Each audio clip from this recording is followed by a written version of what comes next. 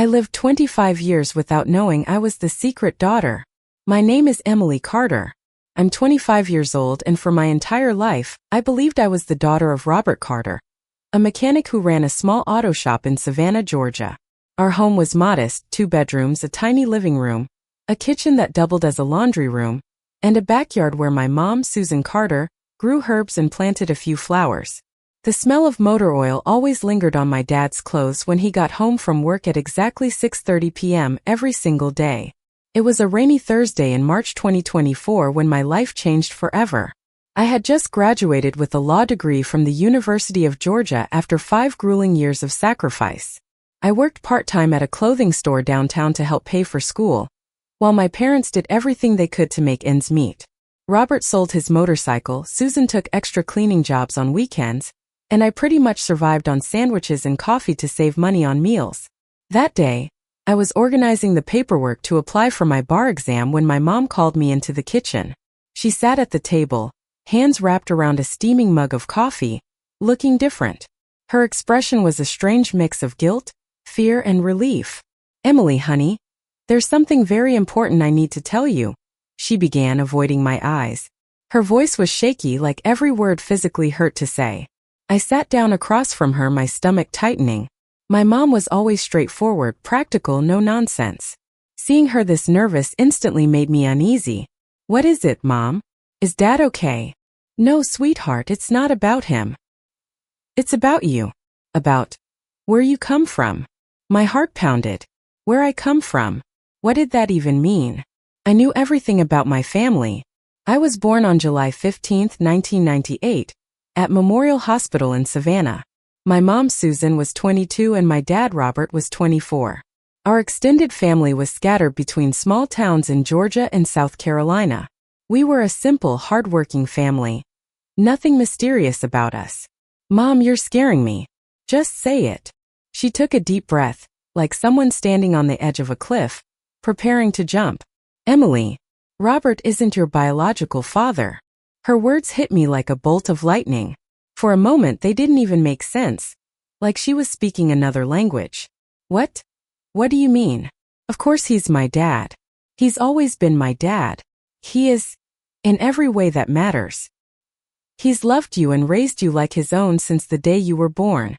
But, biologically, your father is someone else." It felt like the ground vanished beneath me. 25 years of life, of identity, of family history, unraveled in a single shattering sentence. Who is my biological father?" I whispered, barely hearing my own voice. My mom stood, walked to the old cabinet in the living room, and came back holding a faded shoebox. Inside were letters, old photos, and some documents. She pulled out a black and white photo and placed it in front of me. In the picture, a younger version of my mom, visibly pregnant, stood beside a tall, well-dressed man in a sleek dark suit, smiling confidently. They were in front of a building I didn't recognize, but it looked like it was somewhere big. Maybe New York, maybe Atlanta. The man had striking features. Light eyes, dark, perfectly styled hair, and a posture that screamed power, wealth, and status. This man, is he my father? I asked, studying his face, my voice barely steady. Yes. His name is Richard Bennett. Back then he was 28, just beginning to build what's now one of the largest business empires in the Southeast. My head spun, struggling to process what she was saying. Richard Bennett. The name wasn't unfamiliar. I'd seen it in news articles, business magazines, even on the evening news.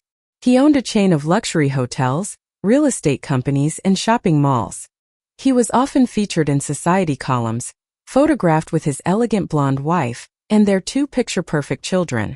"Mom, are you saying my biological father is Richard Bennett, the billionaire?" She nodded slowly. "Yes, honey. And he never knew you existed." That hit harder than anything else.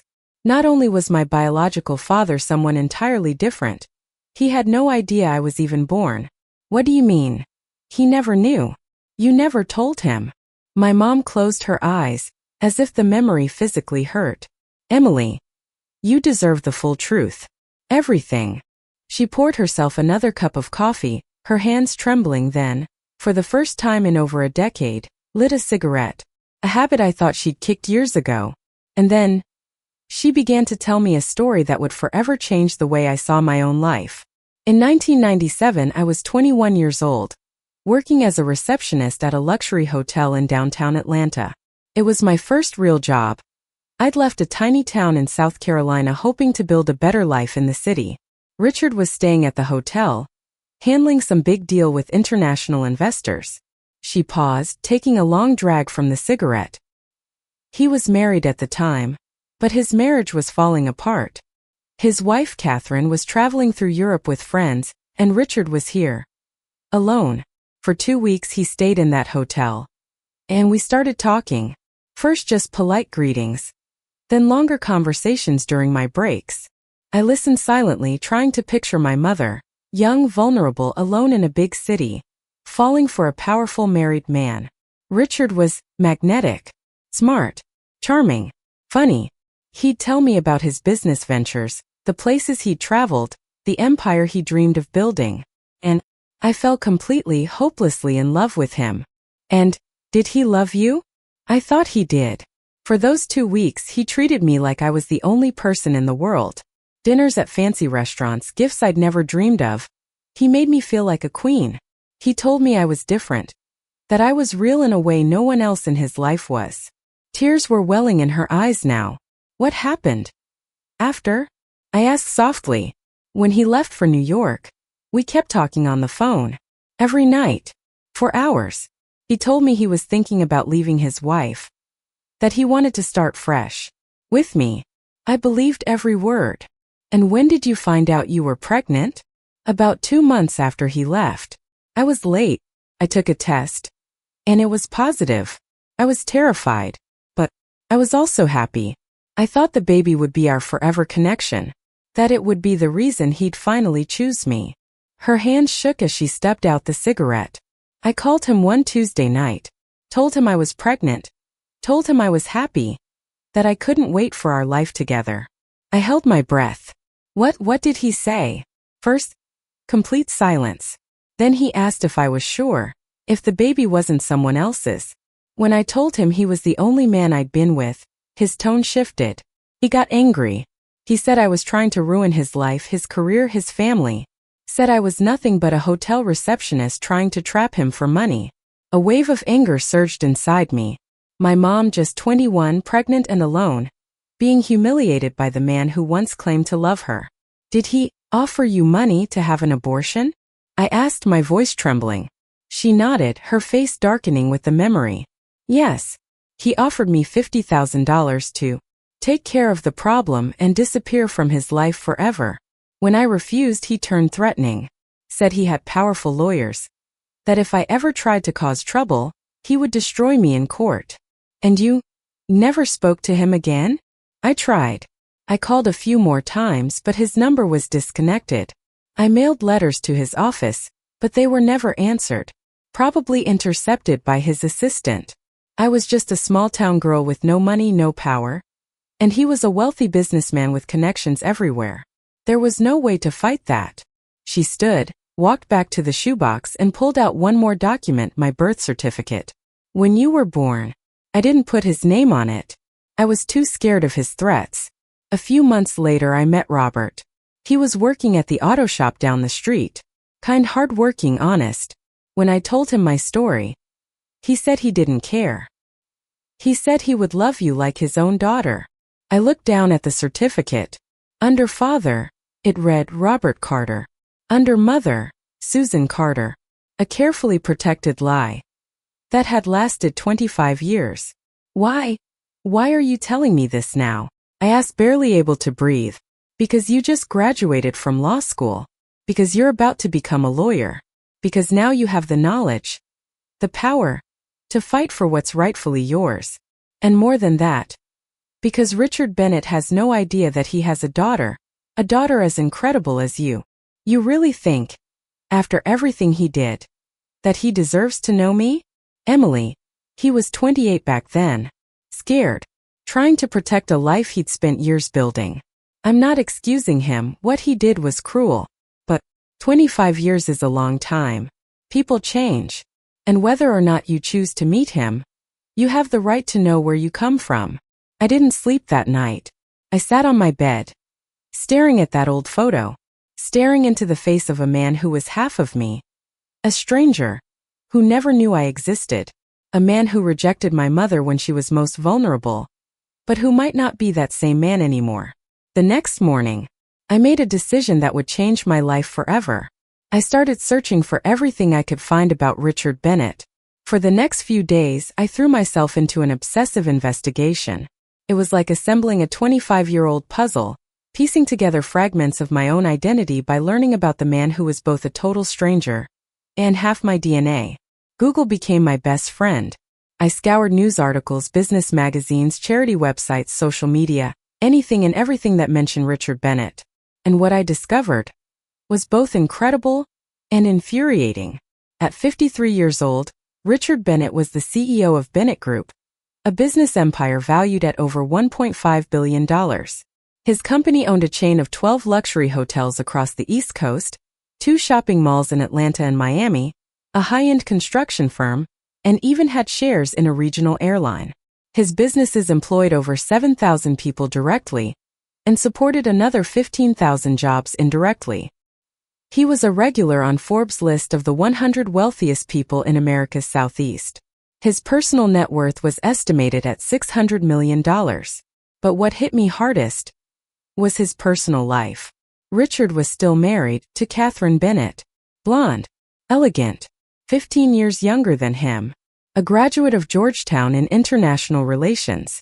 Together they had 2 children, Richard Jr., 22, studying business at NYU, and Madison, 19, a sophomore in architecture at Columbia. Photos of the Bennett family were like something out of a luxury magazine: yacht vacations in the Bahamas, galas at the Metropolitan Museum, ski trips to Aspen. Richard Jr. drove a Porsche and lived in a Manhattan penthouse. Madison's wardrobe probably cost more than my parents made in a year. Meanwhile, I'd spent my childhood sharing a bedroom with my mom until I was 15, eating canned soup and grilled cheese sandwiches, wearing clearance rack clothes, scraping by, while my half-siblings lived in a world I didn't even know existed. The irony was brutal. Richard had once offered my mother $50,000 to make me disappear, yet spent 3 times that on a single summer vacation for his real family. Their yacht alone cost $4 million. Their home in the Hamptons was valued at $10 million. Catherine's Mercedes was worth more than the house I grew up in. For 2 straight weeks, I studied every detail of Richard's life. His businesses, his habits, his routines. I learned that he woke up every morning at 5:30 to run in Central Park. That he always had lunch at the same restaurant on Tuesdays and Thursdays. That every first Monday of the month, he held board meetings at his corporate office, a skyscraper in Midtown Manhattan. And then, I found something that completely shattered my perception of him. Richard Bennett was one of the most active philanthropists in New York City. His foundation, established in 2015, had built 10 schools in underprivileged neighborhoods, funded college scholarships for over 600 low-income students, and operated a job training program that had helped more than 4,000 people. In interviews, he spoke passionately about giving back, about using wealth for good, about how crucial it was to help those who didn't have the same opportunities as his children. In a 2023 interview, he said, "My greatest regret in life is not doing more to help others when I was younger. Now I understand. With privilege comes responsibility." Those words hit me like a punch to the chest. He talked about helping underprivileged youth, while denying the very existence of his own daughter. After those 2 weeks, I made a decision that even scared me. I was going to confront him, face to face. But first, I needed undeniable proof of who I was. My law degree told me exactly what I needed: a DNA test. The problem? I needed his DNA, and he had no idea I existed. That's when I came up with an idea that could change everything. Richard ran in Central Park every Monday, Wednesday, and Friday at 6 a.m. It was a routine he'd followed for years. He parked near the 72nd Street entrance, did an 8-mile loop around the park, and always stopped at the same cafe afterward for fresh orange juice before heading to the office. So, one of those mornings, I would be there.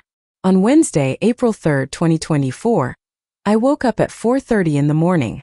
I caught the first bus from Savannah to New York City, Arriving at Central Park around 5:45 a.m., my heart was pounding, not just from nerves, but from the sheer surreal nature of what I was about to do. I was about to see for the very first time the man who was my biological father. At 6:05, a sleek black Mercedes pulled into the parking lot near the 72nd Street entrance. A tall man with silver hair, dressed in expensive running gear, stepped out and started stretching. It was him, Richard Bennett, my father. I watched his every move from a safe distance. At 53, he was in remarkable shape. Tall, broad shoulders, confident posture, precise movements. And there was something eerily familiar in his face. When he smiled and nodded at other runners, I saw my own smile reflected back at me. For the next 45 minutes, I followed him discreetly as he jogged his usual route. I kept a safe distance, pretending to be just another morning runner. When he stopped at the cafe for his routine orange juice, I sat at a nearby table. That's when something extraordinary happened. Richard was at the counter ordering his juice when his phone rang. From his tone, it was clearly a business call, serious enough that he stepped outside to take it in private. On the counter left behind was the glass he just used to drink water while waiting. My heart skipped a beat. This was it. The opportunity. I scanned the cafe, no one was watching. In one smooth practice motion I grabbed the glass, wrapped it in a napkin, and slipped it into my bag. By the time Richard came back inside to pick up his juice, I was already walking out, carrying with me the proof of my identity. 2 weeks later, the DNA test results arrived in my email. My hands trembled as I opened the PDF. The words jumped off the screen like lightning bolts. Probability of paternity, 99.97%. Richard Bennett was officially, scientifically, unquestionably my biological father. That night I showed the results to my mom. Susan cried, tears of relief, of vindication, of 25 years carrying a truth no one else knew. You have proof now, honey. Now you can fight for what's rightfully yours. But I didn't just want to fight for my rights. I wanted answers. I wanted to understand how a man who preached so much about social responsibility could abandon his own child. I wanted to know if he'd really changed in the past 25 years, or if it was all just a carefully curated image. And more than anything, I wanted him to know that the gold-digging receptionist he once dismissed had raised a daughter who became a lawyer without him. It was time to confront Richard Bennett with the truth he'd buried for over 2 decades. It took me another 2 weeks to build up the courage. During that time, I rehearsed countless scenarios in my head. Part of me wanted to walk straight into his corporate boardroom during a meeting and drop the DNA results on the table in front of everyone. Another part considered sending him a registered letter with the test results. In the end, I chose something more direct, more personal. Through the family's social media, I found out Richard would be attending a charity gala at the Plaza Hotel on Friday, April 26th. It was an annual event he sponsored, bringing together wealthy donors, celebrities, and CEOs to raise money for children's education. The irony of confronting him in the same kind of luxury hotel where my mom once worked, the very place where this story began, wasn't lost on me. I bought a simple but elegant black dress, the most expensive thing I'd ever owned, worth 2 months of my retail job salary. I paid for professional hair and makeup. I wanted to look impeccable, strong, unshakable. The event started at 7 p.m. I arrived early and positioned myself near the lobby entrance where I could watch the guests arrive. At 7:15, a black Mercedes pulled up. Richard stepped out, dressed in a flawless black tuxedo, followed by Catherine, stunning in a gold designer gown. They smiled for the cameras, greeted other guests, posed for society photographers. Richard looked completely at ease, completely in control. The successful businessman, the respected philanthropist, the head of a picture-perfect family. He had no idea. His secret daughter was standing just a few feet away. I waited until they were seated inside. For the first hour I watched from a distance. Richard moved through the crowd like he owned the room, shaking hands, laughing, effortlessly commanding attention. There was a natural charisma about him, a quiet authority that made people listen when he spoke. At 8:30 p.m., Richard excused himself and walked toward the hallway leading to the restrooms. This was my moment. I intercepted him in the hallway, a quiet spot away from the crowd. As he approached, I stepped directly into his path. "Excuse me, Mr. Bennett." He stopped, looking at me with polite curiosity. His icy blue eyes, identical to mine, scanned my face, trying to place me. "Yes? Do we know each other?" "Not officially." My voice was steady, strong. "My name is Emily Carter. I'm your daughter." The world stopped. Richard froze, completely motionless. For several seconds, it was like his brain couldn't even process the words. His expression shifted, confusion, disbelief, then something terrifyingly close to panic. I'm sorry. What did you say?" His voice dropped, almost a whisper. "You had a relationship with Susan Carter in 1997. She was a receptionist at the hotel where you were staying. When she told you she was pregnant, you offered her money to have an abortion, and then disappeared." Richard's eyes darted around, scanning the hallway to make sure no one was listening. His body language changed instantly. His shoulders dropped slightly, as though some invisible weight had just slammed down on them. "Susan. Oh my God. I remember Susan." He raked his hands through his silver hair. "But that was over 25 years ago. How can you possibly know that?" I pulled a folded sheet of paper from my purse and handed it to him. Probability of paternity, 99.97%. Mathematically, you are my father. His hands trembled as he unfolded it.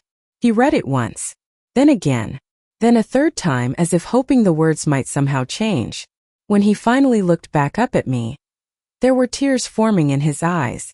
"My God, you really are my daughter." "Yes. And for 25 years I lived not knowing who my biological father was. I grew up in a small house, with financial struggles, while you built an empire and stood on stages talking about responsibility, about giving kids opportunities." Richard leaned back against the wall, as if he needed something to physically hold him up. "Emily, I didn't know. When your mother told me she was pregnant, I thought she was trying to scam me. I was young, newly married, just starting my company. I thought it was a setup. And if it had been, does that justify abandoning a child?" I asked, my voice sharp but steady. "No," he didn't even hesitate. "No. It doesn't justify anything. I was a coward. I was selfish. I was cruel to your mother, and irresponsible with you." His brutal honesty caught me completely off guard. I had prepared for denial, for gaslighting, for anger. I wasn't prepared for this.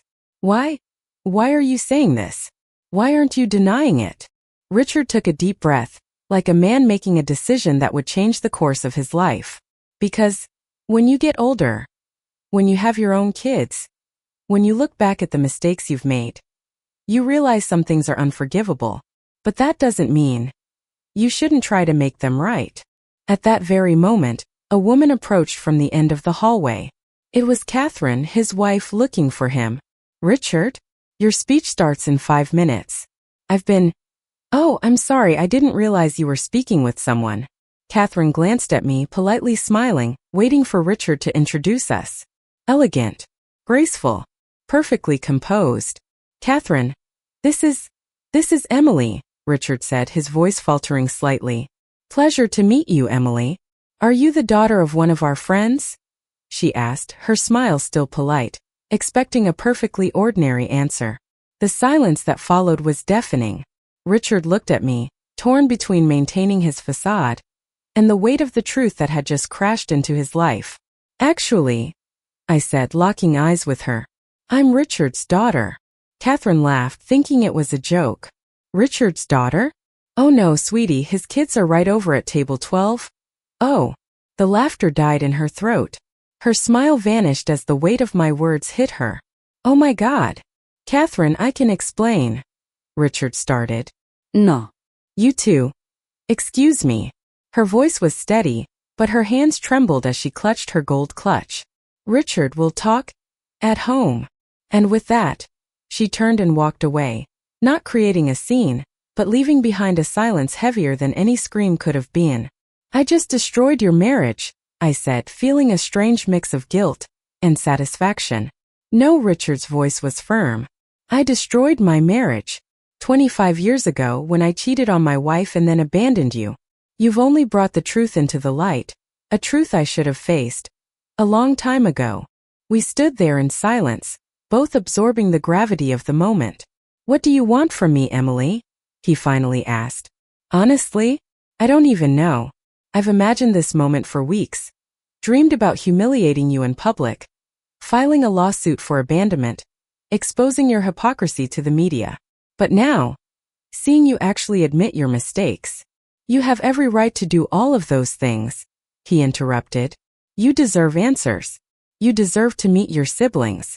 You deserve whatever it takes for me to try and make up for 25 years of absence. And how exactly do you propose to do that? Richard thought for a moment. I can start by telling my family the truth, by introducing you, if you're willing, by bringing you into the company if that's something you want, by trying to be the father I should have been from the start. And what if I don't want any of that? What if I just wanted you to know I exist? Then I'll respect that. But I'd hope that maybe one day you might give me a second chance. That night, I went back to Savannah with more questions than answers. Richard had reacted in a way I never expected. No denial. No brives. No hostility. Only complete brutal honesty and a willingness to face his own mistakes. But the question that wouldn't stop spinning in my head was, did I actually want a relationship with him? Was I ready to step into the world of a wealthy, powerful family as the secret daughter who suddenly appeared after 25 years? Would his other children accept me? Could Catherine ever forgive him? In the days that followed, Richard called me 3 times. The first time, he asked if I was okay, if I needed anything. The second, he told me he had come clean to Richard Jr. in Madison.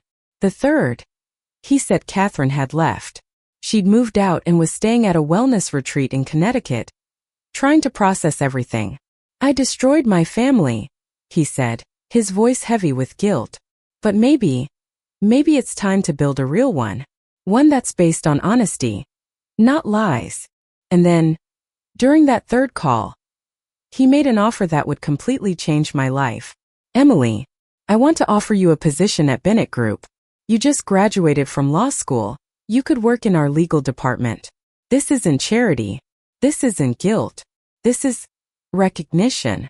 You are a Bennett, whether you like it or not. The irony wasn't lost on me. The same man who once tried to pay my mother to erase me was now offering me a place in his multi-million-dollar empire. The girl who grew up in a tiny house in Savannah was being invited into the boardrooms of Manhattan's elite. I need time to think, I told him. How much time? I don't know. Maybe a lifetime. But deep down, I already knew my answer. I'd spent 25 years wondering who my father was. And now that I knew, I couldn't just pretend it didn't matter. It was time to find out what it meant to be a Bennett. 3 weeks later, I made a decision that wouldn't just change my life, but would also alter the dynamics of one of the most powerful families in New York. I accepted the job. On May 15, 2024, I walked through the glass doors of Bennett Group's headquarters for the first time. A 25-story skyscraper in Midtown Manhattan, all mirrored glass and polished marble. The lobby alone felt bigger than the entire house I grew up in. Richard greeted me personally on the top floor, the executive suite. His office was larger than my childhood home. Mahogany desks, leather chairs, a floor-to-ceiling library filled with law and finance books, and panoramic views of the entire city. Emily, welcome, he said, visibly nervous. I want you to know, this position was created specifically for you. It's not charity. It's recognition. I was introduced as a new associate attorney in the legal department. No one in the company knew the truth except Richard, the head of HR, a woman he trusted completely, and the CFO, who handled the family's most sensitive matters. My starting salary? $150,000 a year, more than double what both my parents made combined. I was given a brand new MacBook, a corporate phone, premium health insurance, and an office on the 18th floor, right alongside 5 other attorneys. The first few months were overwhelming. I was used to the simplicity of Savannah where everyone knew everyone. And life was straightforward. At Bennett Group, everything was precision. Scheduled meetings, weekly reports, endless legal reviews, a hierarchy as rigid as any military chain of command. But I adapted fast. My law degree, combined with the burning need to prove I belonged, pushed me to dive in headfirst. I studied every contract the company had, learned the ins and outs of the hotel and real estate industries. I started offering creative solutions to complex legal problems. Then, in August 2024, something happened that would completely change my place in the Bennett family. The company was hit with a $10 million lawsuit. A group of international investors claimed they had been defrauded in a joint venture to build a luxury hotel in Miami. They alleged that Bennett Group had misrepresented environmental permits and were now demanding a massive settlement. And suddenly, all eyes were on me. The case was being handled by an international law firm known for winning lawsuits just like this one against major U.S. corporations. Bennett Group's legal team was struggling to find an effective defense strategy. That's when I discovered something that changed everything. Meticulously combing through every page of the legal documents, I noticed an inconsistency in the dates. The investors claimed they signed the agreement in March 2022, but one of the key documents was dated April 2022, an entire month later. It suggested the documents had been altered, or worse, forged. I dug deeper, and then I found it. One of the lead investors had forged his own digital signature on 3 separate contracts. It was fraud, cold hard evidence. Not only could this clear the company, it could turn the tables completely, leading to criminal charges against the plaintiffs.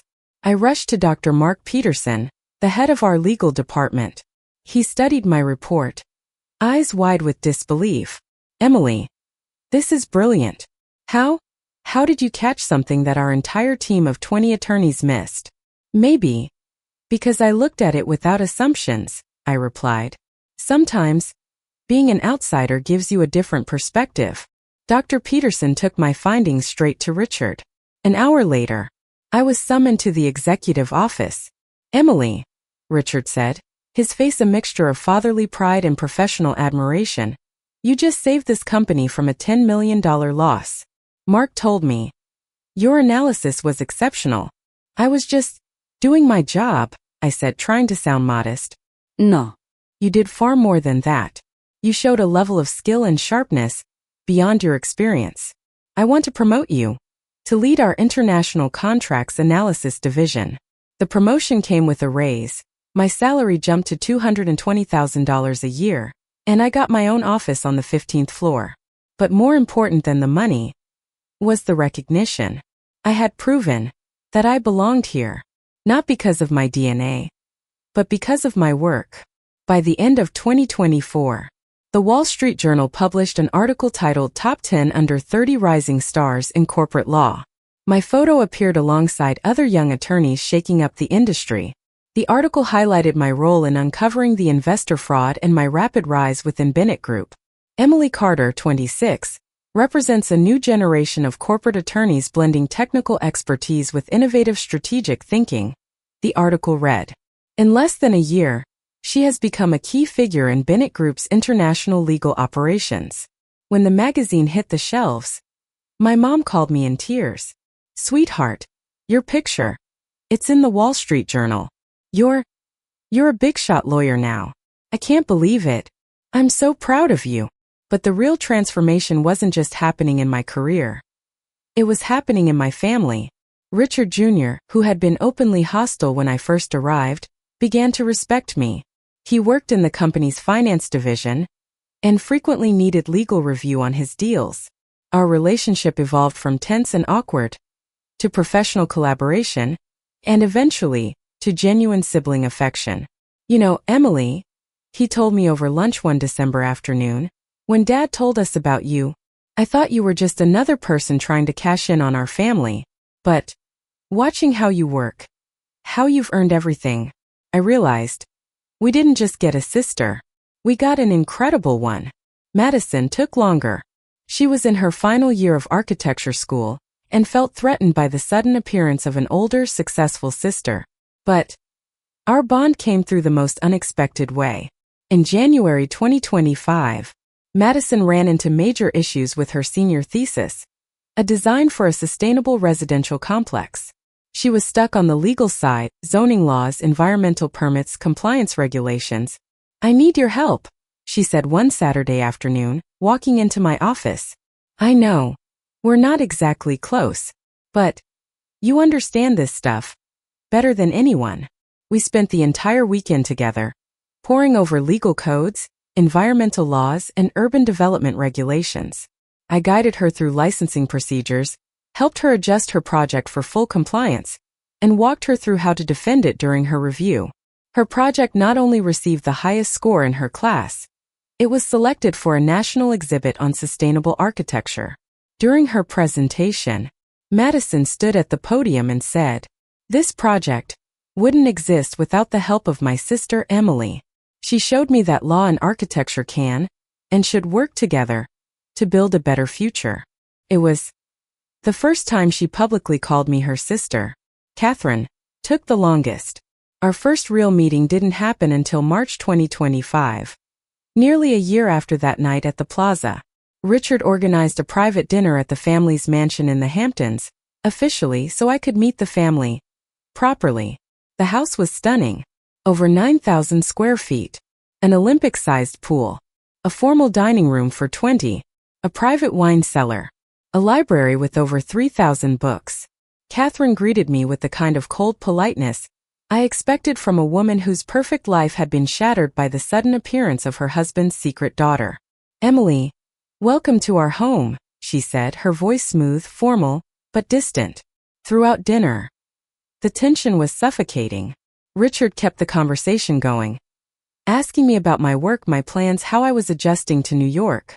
Richard Jr. and Madison jumped in, lightening the mood with stories about our projects at the company. But Catherine remained reserved, polite, detached. It wasn't until the end of the night, when the others had gone outside to the pool, that she finally spoke to me alone. "Can I ask you something?" she said, her posture relaxing ever so slightly. "Of course. What, exactly, do you want from this family?" It was a direct question. No sugarcoating.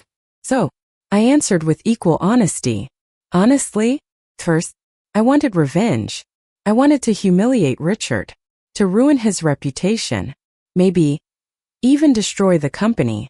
But now, after getting to know you, and this family, and understanding how complicated everything is, I don't want that anymore. What do you want? I just want to belong. I'm not here to replace anyone, or to take anything away. I just want to know where I fit. Catherine studied me for several long seconds, then finally nodded. "Richard told me about your mother, about how he treated her. It was unforgivable." "It was," I agreed.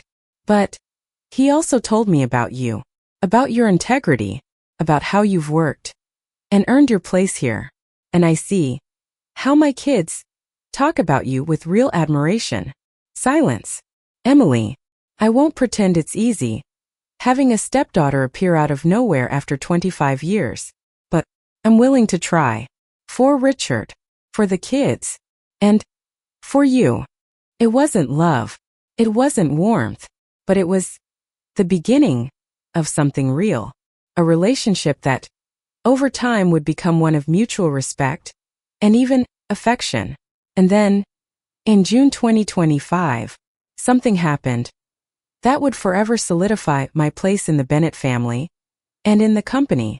Bennett Group had just been selected for a strategic partnership with a major international hotel chain to lead their expansion into Latin America. It was the largest deal in the company's history, a $500 million contract to build 20 luxury hotels across 8 countries. And I was chosen to lead the entire legal side of the negotiation. For 6 months I traveled constantly to Argentina, Chile, Colombia, Peru, Mexico, overseeing the legal framework, studying local laws, and drafting contracts that complied with the regulations of multiple nations. It was the most complex project of my career. It required mastery of international law, tax regulations, labor laws, hotel industry compliance, and environmental permits. I worked 14-hour days for months, coordinating a legal team of 15 attorneys from 5 countries. In December 2025, the contract was officially signed at a ceremony in São Paulo, attended by the President of Brazil, ambassadors from the participating countries, and top executives from the hospitality industry. During his speech, Richard made a point of acknowledging me publicly. This partnership was only possible thanks to the outstanding work of our International Legal Affairs Director, Dr. Emily Carter, he said. At just 27 years old, she structured one of the most complex contracts in the history of the Latin American hotel industry. As the applause echoed around me, from heads of state, diplomats, and industry giants, I realized how far I'd come. The girl from Savannah who once didn't know her father was now an internationally respected corporate executive. But the most life-changing moment was still ahead. In January 2026, Richard called me into his office, and what he told me would change everything. "Emily, I need to share something important," he said, sitting in the leather chair behind his massive mahogany desk. "A few months ago, I was diagnosed with a serious heart condition. I need major surgery, and the doctors are advising me to drastically reduce my workload." A chill ran through me. Over these past 2 years, Richard had become more than my biological father. He was my mentor, and in many ways, my hero. What are the doctors saying about your prognosis? With surgery and the right care, I should be fine, live for many years. But no more 12-hour days. No more constant travel. No more carrying the stress of running this empire. He paused, gathering his thoughts. Richard Jr. is excellent with finance, but he's not suited for overall leadership. Madison is still early in her career. Catherine was never interested in the business. And I need someone I trust completely to start transitioning into leadership. My heart raced. "Emily, I want you to become Executive Vice President of Bennett Group, my successor. In 5 years, when I step down completely, you'll become CEO." I was speechless. Executive Vice President of a $2 billion corporation, next in line to run the entire empire. This was bigger than anything I'd ever dared to imagine. "Richard, I don't know if I'm ready for something like this. Emily, in 2 years, you've proven yourself more capable than executives who've been here for 20. You saved this company from a $10 million lawsuit. You negotiated the largest contract in our history. You've earned international respect. But more than that, you have integrity. You have vision. You understand that business success must come with social responsibility." I said yes. In March 2026, I was officially named Executive Vice President of Bennett Group. The news made headlines in every major business publication in the country. At 28, Emily Carter named EVP of Bennett Group, poised to become next CEO of billion-dollar empire. Read the front page of the Wall Street Journal. But the headline that truly made me emotional was from my hometown paper in Savannah. "Local girl rises to the top of the corporate world. Emily Carter named EVP of Bennett Group." My mom framed every article and hung them on the living room wall of our little house. Robert, the man who raised me, proudly told every customer at the auto shop, "That's my daughter. She's the VP of a billion-dollar company." Then, in May 2026, I organized something that symbolized my entire journey, a charity event in Savannah, to inaugurate a technical school that Bennett Group funded for the local community. The school offered free courses in hospitality management, business administration, and corporate law, giving young people from low-income families the same kind of opportunity that once seemed impossible for me. On opening day, my entire family was there: Susan, Robert, Richard, Catherine, Richard Jr. Madison. 2 families brought together by one extraordinary story. As I stood on stage looking out at an audience of 500 people, students, local business owners, city officials, national media, I felt the weight and the beauty of the full circle I had traveled. 3 years ago, I was just a girl from Savannah who discovered her father was someone who didn't even know I existed. I began. Today, I am executive vice president of one of the largest hotel groups in the world. But the real transformation wasn't professional or financial. It was emotional. I looked directly at Richard, sitting in the front row, tears in his eyes. I've learned that family isn't just about blood. It's about choice. It's about showing up. About building something bigger. Together. Despite our mistakes. I scanned the faces of the people who shaped me. My biological father made terrible mistakes when he was young, but he had the courage to face them and to try to make them right. My mother raised a daughter alone with dignity and love. My father, Robert, showed me that fatherhood is about showing up, not about DNA. Catherine taught me that forgiveness is possible, and my siblings taught me that family is something you build through mutual respect. And I closed my speech with the words that defined my life. This school is proof that it doesn't matter where you're born or who your parents are. What matters is what you choose to do with the opportunities life gives you. And sometimes, the biggest opportunities come disguised as the greatest challenges. 3 months later, I got the phone call that would crown my transformation. Dr. Carter, this is Anna Santos from Forbes USA. We're finalizing our annual 30 Under 30 list, and we'd like to include you in the business and entrepreneurship category. Would you be open to an interview? The Forbes interview was published in September 2026 under the headline, The Meteoric Rise of Emily Carter, From Secret Daughter to Corporate Powerhouse.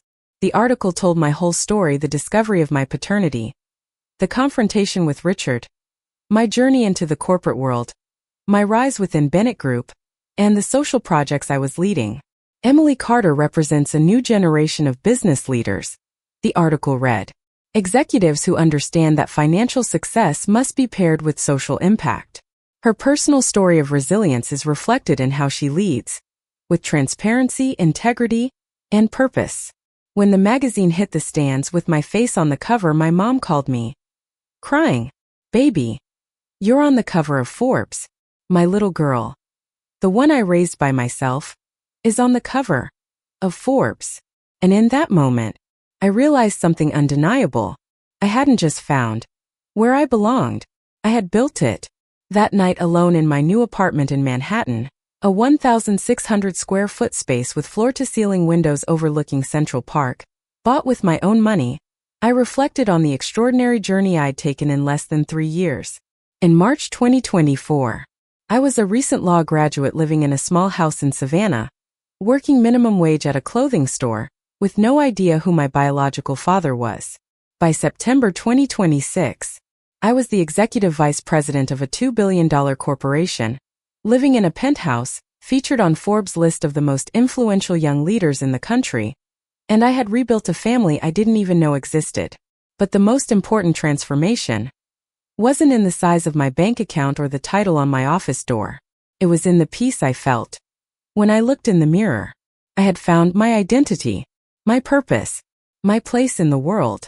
The girl who spent 25 years not knowing who her father was had become the woman who could now be a mentor, a guide, a professional and emotional role model for hundreds of young people through the social programs I was building. In November 2026, Richard underwent his heart surgery successfully. While he recovered, I stepped in as interim CEO. It was my ultimate test. For those 3 months, under my leadership, the company hit record revenues. We closed 2 new international deals, and for the 3rd consecutive year, Bennett Group was named Best Company to Work For in the hospitality sector. When Richard returned in February 2027, he came back to a company that was stronger, more profitable, and more respected than ever. "Emily," he said during a board meeting, "you don't need to wait 5 years to take over as CEO. This company is yours. You've earned it. You've proven you're ready." In March 2027, exactly 3 years after discovering who my biological father was, I officially became president and CEO of Bennett Group. The inauguration ceremony took place at the Plaza Hotel, the same hotel where I had confronted Richard for the very first time. The irony was not lost on anyone. As I stepped onto the stage, facing an audience filled with the biggest names in American business, government officials, ambassadors, and my entire family, Susan, Robert, Richard, Catherine, Richard Jr., and Madison, I began my speech.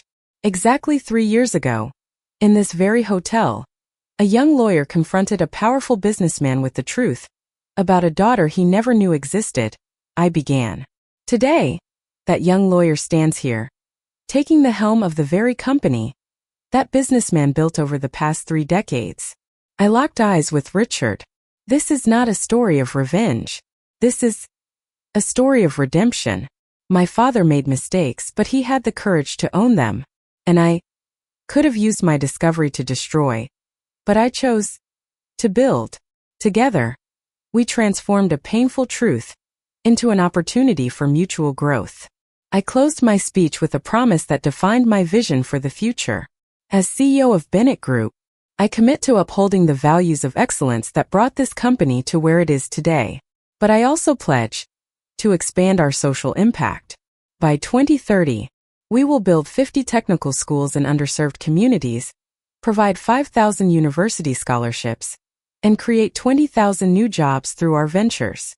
When I finished, the entire audience rose to their feet in a standing ovation.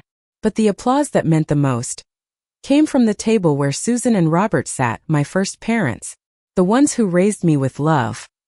Even when they couldn't offer luxury, Susan was crying openly, makeup running down her cheeks. Robert smiled with a pride that no title or fortune could ever replace. To them, I wasn't the CEO of a billion-dollar company. I was simply their daughter. After the ceremony, a cocktail reception was held on the hotel's rooftop. I moved through the crowd, accepting congratulations, discussing future projects with diplomats, CEOs, and government officials.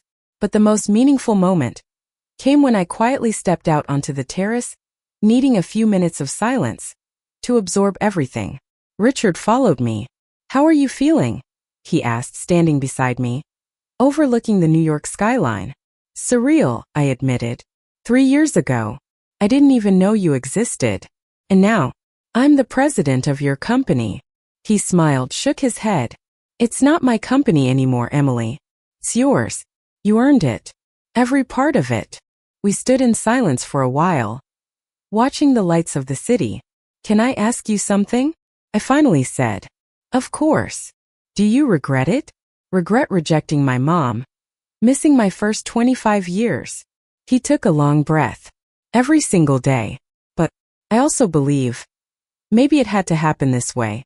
If I had raised you from birth, maybe you'd have grown up sheltered, never needing to fight, never building the strength and resilience that made you who you are. You think I'm strong because of the struggle. I think you're extraordinary, no matter the circumstances. But yes, the struggle taught you things that wealth never could. Humility, empathy, grit. Those are the things that make you an exceptional leader." I returned to the party that night, feeling a fullness I had never known before. My journey of discovery and transformation was complete, but my future, as a leader and as an agent of social change, was just beginning. 6 months after taking over as CEO, Bennett Group was recognized by the United Nations as a global example of how corporate success can align with social responsibility. I was invited to speak at the World Economic Forum in Davos on women's leadership and corporate social responsibility. Standing on stage before the world's most influential leaders, I told my story. "When I discovered my true origin," I said, "I could have chosen the path of destruction. I could have used that truth to ruin my father and his family. But instead, I chose the path of construction to turn a painful truth into an opportunity for everyone involved." I explained how that same philosophy applies to business. In business, we often face inconvenient truths, internal crises, management failures, market collapses, family conflicts in private enterprises. And the choice is always the same: do we destroy or do we build? Do we weaponize the truth or do we use it as a tool for growth? My talk in Davos was streamed to over 50 million people worldwide. I received invitations to lecture at Harvard, Oxford, and the Sorbonne. My story became a case study in business schools around the globe. But the recognition that meant the most came from an unexpected place. In December 2027, I received a handwritten letter from a 22-year-old girl in Texas named Leticia Santos. Dear Emily, the letter read, I watched your speech at Davos, and I saw myself in your story. I recently found out that my biological father isn't who I thought he was. I've been feeling lost between two families, not knowing where I belong. Your story gave me the strength to face this with dignity and to turn my pain into purpose. Thank you for showing me that it's possible. I wrote back to Leticia personally, and I offered her a full scholarship to attend the best business school in Texas.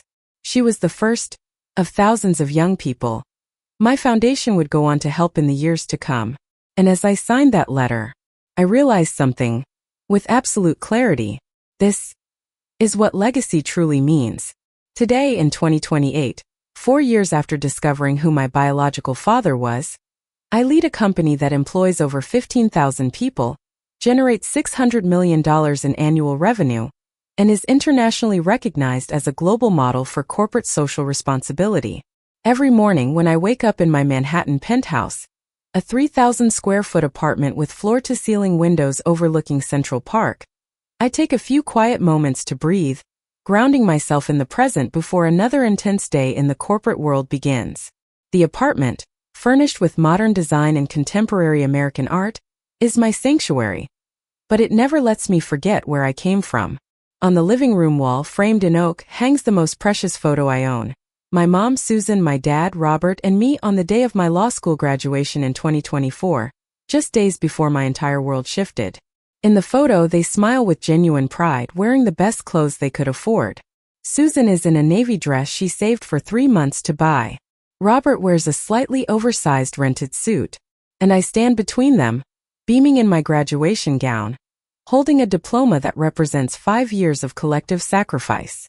Every time I look at that photo, a wave of gratitude washes over me like warm electricity. They remind me every day that success without purpose is just numbers. That's why every decision I make as CEO passes through one simple filter. Would this honor Susan and Robert? The legacy I'm building goes far beyond impressive business metrics. Our foundation, officially named the Emily Carter Institute for Social Transformation, has become an international reference in education and workforce development. In just 4 years, we've built 73 technical schools in underserved communities across 18 states in the U.S. and Latin America. Each school follows an innovative educational model we developed in partnership with top universities, blending technical education with entrepreneurship, environmental sustainability, and active citizenship. We've awarded 2,800 full-ride university scholarships, but we didn't stop there. Each scholar receives one-on-one mentorship, paid internships within our companies, and participates in a youth leadership program designed to turn them into changemakers in their communities.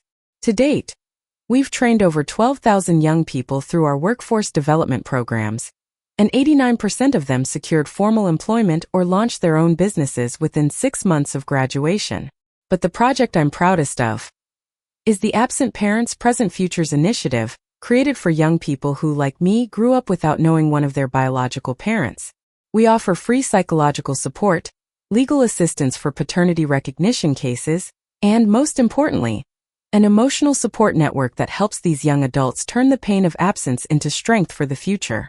In just 3 years, we've supported over 1,200 families, with a 94% success rate in either reconciliation or helping individuals build strong identities, independent of biological validation.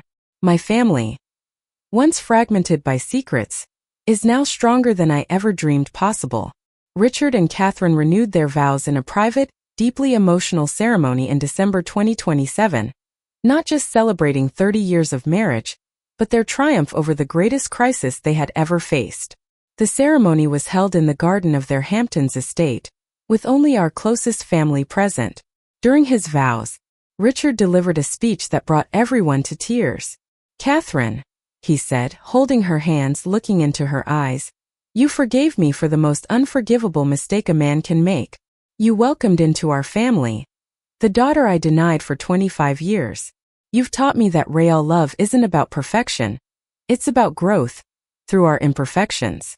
I vow to spend the rest of my life honoring that lesson.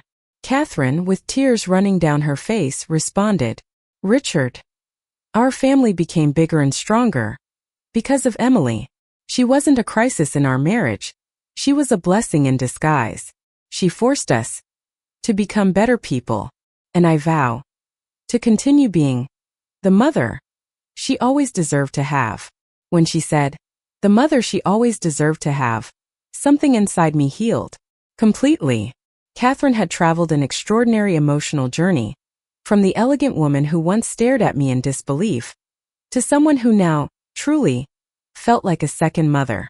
Richard Jr. became my right hand in the company's financial division, but more importantly, he became my biggest defender inside and outside the family. Whenever anyone questions my legitimacy as Richard's successor, and yes, even in 2028, it still happens in some business circles, Richard Jr. is the first to stand up. Emily didn't inherit this company, he always says. She earned it, and she earned it more honestly and more competently than most heirs I've ever met. I'm proud to work for my sister. Marina, now an award-winning sustainable architect, launched her own firm, Carter and Mendez Green Architecture. She designs all of Bennett Group's new developments, but also works with private clients. Her projects have won 3 international awards for sustainable and innovative design. Her work appears regularly in the world's most prestigious architecture magazines. Our relationship became one of the most treasured things in my life. Marina's irreverent sense of humor balances my serious, hyper-focused personality perfectly. On weekends, when we can steal time away from the chaos of our careers, we have a tradition: lunch together at a tiny Italian restaurant in Soho that became our spot.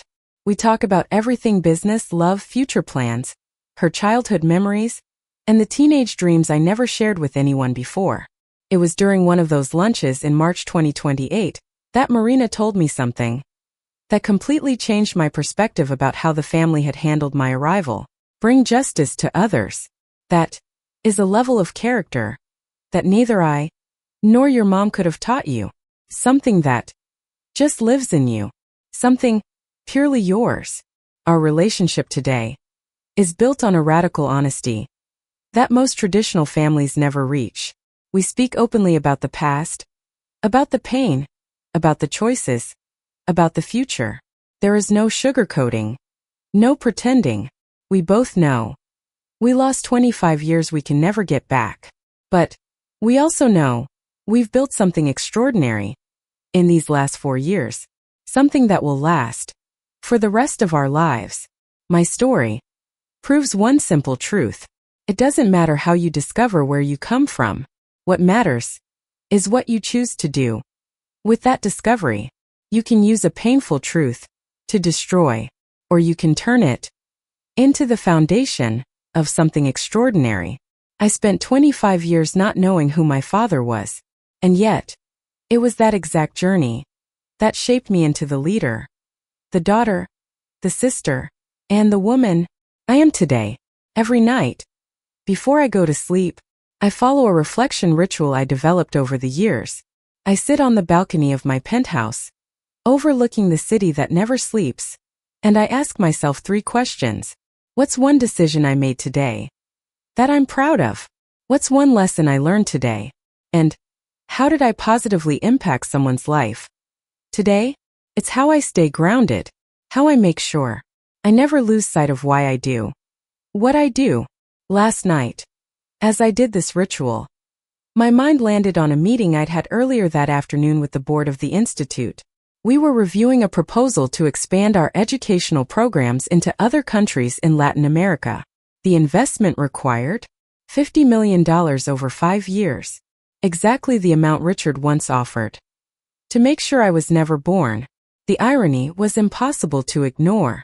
The money that once was meant to erase me from existence would now be used to give life-changing opportunities to thousands of young people. We approved the proposal unanimously. Sometimes, the greatest transformations in life begin with the hardest truths. The secret is having the courage to face those truths and the wisdom to turn them into growth. And today, whenever young people reach out to me, asking for advice about how to navigate painful discoveries about their family or their past, I always tell them the same thing. Your story does not determine your destiny. Your choices do. Pain can be fuel, or it can be poison. The choice is yours. This is my story. This is my proof that family is something you build with love, with forgiveness, and with conscious choices. And above all, this is my evidence that it is never too late to repair the mistakes of the past and to build a future beyond anything you ever thought was possible. I lived 25 years as Emily Carter, daughter of Susan and Robert, a simple girl from Savannah. Today, I live as Emily Bennett, president and CEO of a global corporation. The daughter of 5 people who each shaped who I am. Susan, who gave me unconditional love. Robert, who taught me dignity. Richard, who gave me opportunity. Catherine, who showed me forgiveness. And, most importantly, myself, who chose to turn pain into purpose. In the end, I realized the most important question in life isn't, who are my parents? What kind of person do I choose to become? And every day, I choose to be someone who honors both the simplicity of where I came from and the complexity of where I've arrived. Sometimes, discovering who we are requires accepting truths we wish we could ignore. But it's in that acceptance that we find the strength to become who we were always meant to be.